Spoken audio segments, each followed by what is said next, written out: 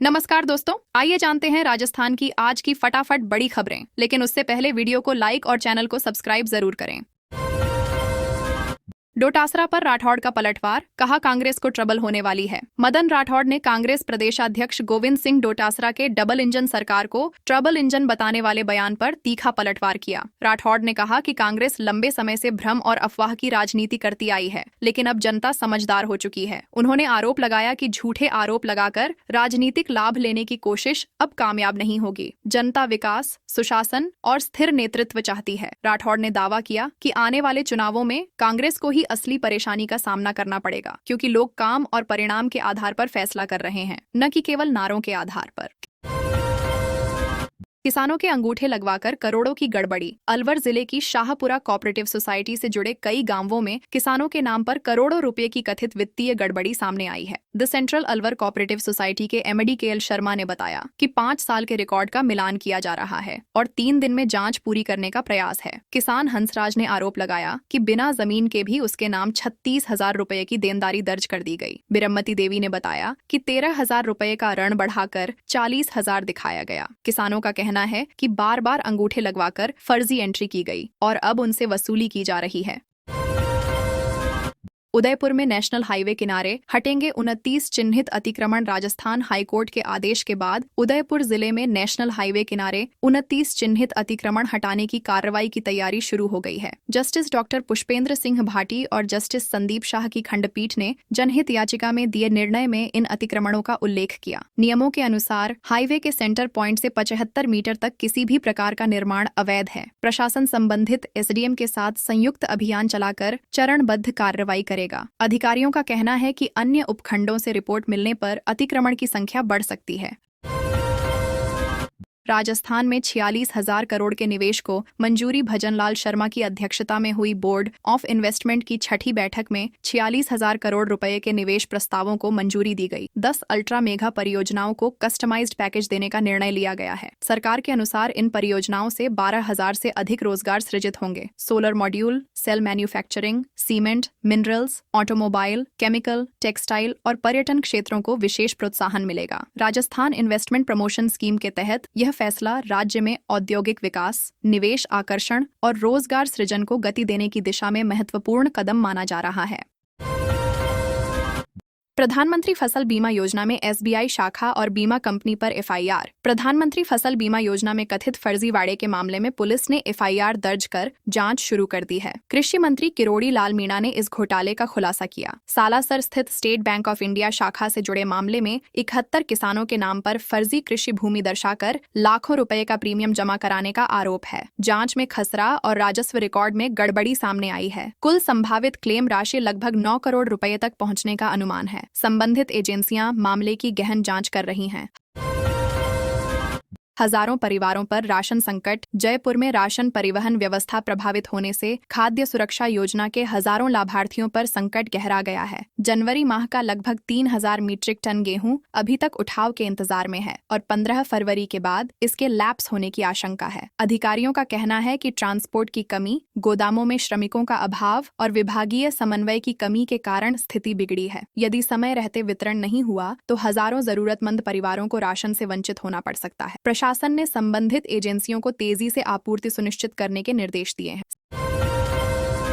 सांवलिया सेठ को कारोबारी ने भेंट किया चांदी का सिंहासन। सांवलिया सेठ मंदिर में एक टेंट कारोबारी ने बेटे की सगाई के अवसर पर करीब 1.5 किलो चांदी का सिंहासन भेंट किया। सांवलिया जी निवासी सुनील मंडोवरा ने बताया कि बेटे दीपक की शादी 16 फरवरी को निर्धारित है। सगाई समारोह के बाद 56 भोग अर्पित कर विशेष पूजा अर्चना की गई और लगभग 3.5 लाख रुपए मूल्य का सिंहासन भगवान को समर्पित किया गया। परिवार ने इसे भगवान की कृपा का आशीर्वाद बताते हुए जुलूस के साथ मंदिर पहुंचकर भक्ति भाव से भेंट अर्पित की।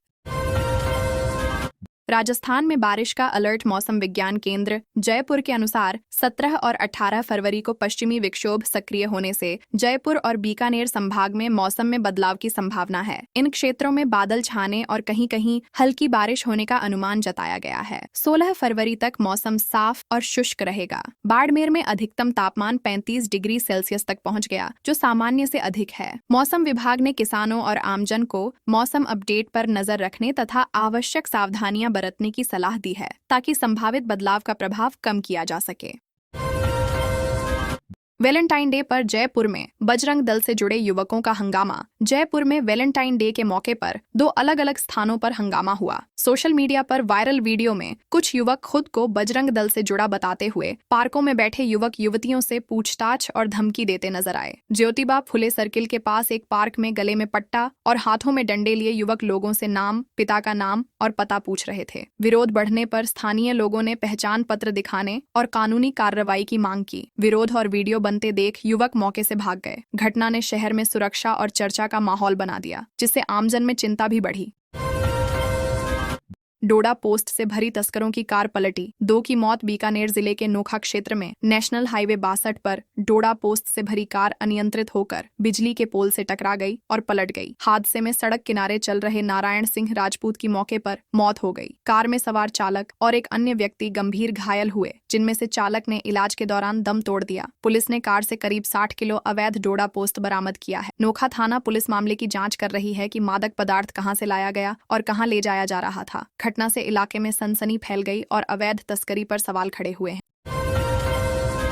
जयपुर में 16 फरवरी को शराब की दुकानें बंद। जयपुर में 16 फरवरी को शराब की करीब 350 दुकानें बंद रहीं। यह निर्णय लिखकर कॉन्ट्रैक्टर्स वेलफेयर एसोसिएशन राजस्थान के आह्वान पर लिया गया है। शराब व्यापारियों का कहना है कि नई आबकारी नीति के तहत उन पर अधिक बिक्री का दबाव बनाया जा रहा है और लक्ष्य पूरा न होने पर पेनल्टी लगाई जाती है। उन्होंने प्रशासन पर अनावश्यक परेशान करने का आरोप भी लगाया है। व्यापारियों ने कमिश्नर को झापन सौंपने की बात कही है और मांगे पूरी न होने पर प्रदेशव्यापी बंद की चेतावनी दी है। इस निर्णय से शहर में शराब की उपलब्धता एक दिन के लिए पूरी तरह प्रभावित रहेगी। 150 करोड़ रुपए की लागत से अमरूद प्रोसेसिंग यूनिट बनेगी। सवाई माधोपुर में 150 करोड़ रुपए की लागत से अमरूद प्रोसेसिंग यूनिट स्थापित की जाएगी। कृषि मंत्री किरोड़ी लाल मीणा ने प्रेस वार्ता में बताया कि यह परियोजना क्षेत्र के किसानों को बड़ा लाभ देगी। इसके साथ ही लटिया नाले के विकास और सौंदर्यकरण पर 220 करोड़ रुपए खर्च किए जाएंगे। सुअरवाल बांध के ओवरफ्लो पानी को बनास नदी में मोड़ने की डीपीआर भी तैयार की जाएगी। सड़कों के विकास और फ्लाइंग ट्रेनिंग ऑर्गेनाइजेशन की स्थापना की योजनाएं भी प्रस्तावित हैं। इन परियोजनाओं से क्षेत्र में कृषि आधारित उद्योगों को बढ़ावा और स्थानीय स्तर पर रोजगार के अवसर बढ़ने की उम्मीद जताई गई है।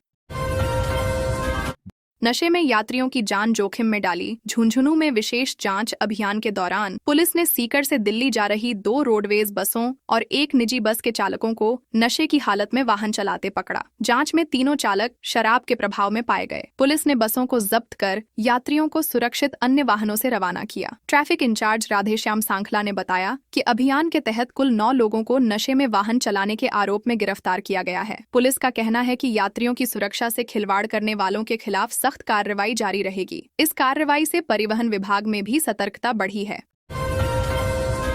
सोना इस हफ्ते 687 रुपए महंगा 1.52 लाख रुपए पर पहुंचा। इस सप्ताह सोने की कीमत में 687 रुपए की बढ़ोतरी दर्ज की गई, जिससे भाव 1,52,765 रुपए प्रति 10 ग्राम पर पहुंच गया। पिछले सप्ताह के अंतिम कारोबारी दिन 6 फरवरी को यह 1,52,078 रुपए था। वहीं चांदी की कीमत 2,496 रुपए घटकर 2,42,433 रुपए प्रति किलो रह गई। हालांकि 11 फरवरी को सोना 1,57,322 और चांदी 2,66,449 रुपए प्रति किलो तक पहुंची थी। वर्ष 2025 की शुरुआत से अब तक सोना 19,570 रुपए महंगा हो चुका है। 31 दिसंबर 2025 को 24 कैरेट सोना 1,33,195 रुपए था। बढ़ती कीमतों से निवेशकों और सर्राफा बाजार में हलचल देखी जा रही है।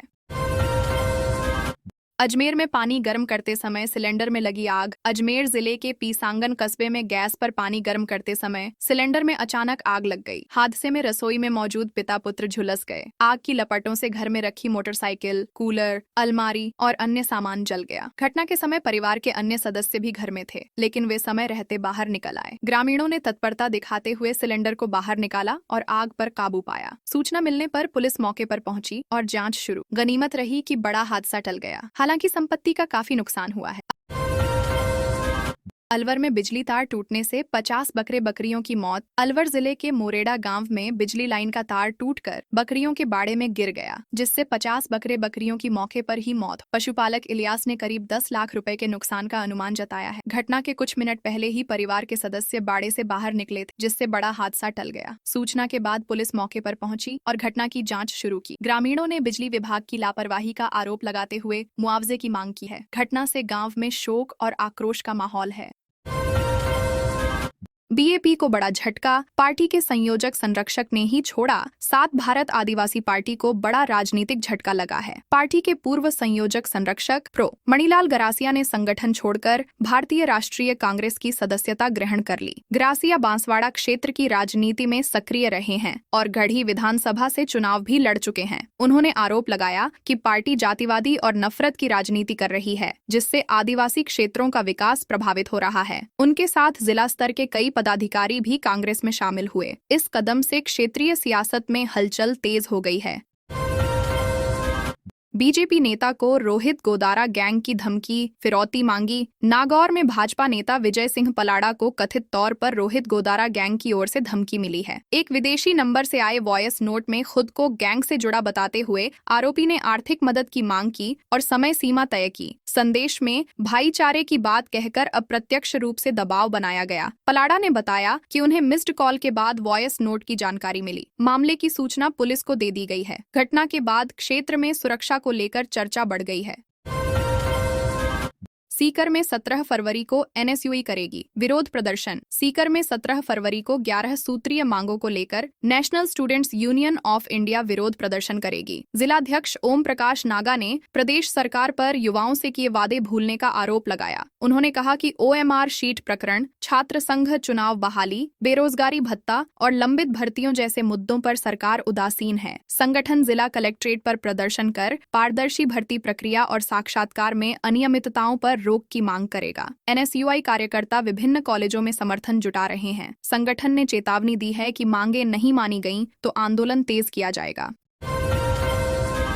जालोर सिरोही सांसद लुम्बाराम की रेंज रोवर में लगी आग। लुम्बाराम चौधरी की लग्जरी रेंज रोवर कार में नासिक मुंबई हाईवे पर अचानक आग लग गई। सांसद सदन की कार्यवाही के बाद मुंबई पहुंचे थे और त्र्यंबकेश्वर ज्योतिर्लिंग के दर्शन के लिए जा रहे थे। गोंडे फाटा क्षेत्र के पास आधी रात को शॉर्ट सर्किट की आशंका के साथ जलने की गंध आई। कुछ ही देर में कार से धुआं उठने लगा। चालक सहित चारों लोग तुरंत बाहर निकल गए। देखते ही देखते आग ने पूरी कार को चपेट में ले लिया और वाहन जलकर ढांचा मात्र रह गया। राहत की बात रही कि कोई जनहानि नहीं हुई। घटना की जांच की जा रही है।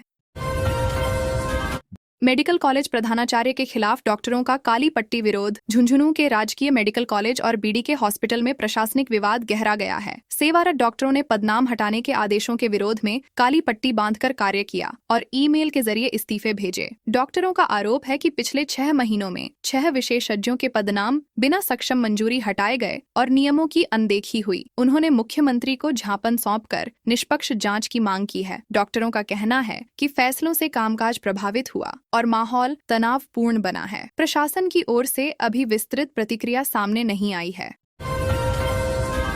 दिल्ली सीएम रेखा गुप्ता को उदयपुर पहुंचने पर पहनाई पगड़ी। रेखा गुप्ता का उदयपुर पहुंचने पर पारंपरिक स्वागत किया गया। वे एक पारिवारिक विवाह समारोह में शामिल होने आई थीं। गुलाब बाग रोड पर भाजपा कार्यकर्ताओं और समाज के लोगों ने उन्हें साफा पहनाकर और तिलक लगाकर सम्मानित किया। ढोल नगाड़ों के साथ पुष्पगुच्छ भेंट किए गए। बड़ी संख्या में समर्थक स्वागत के लिए मौजूद रहे। मुख्यमंत्री ने हाथ जोड़कर अभिवादन स्वीकार किया। उनका दौरा निजी कार्यक्रम के तहत था, फिर भी स्वागत में उत्साह देखने को मिला।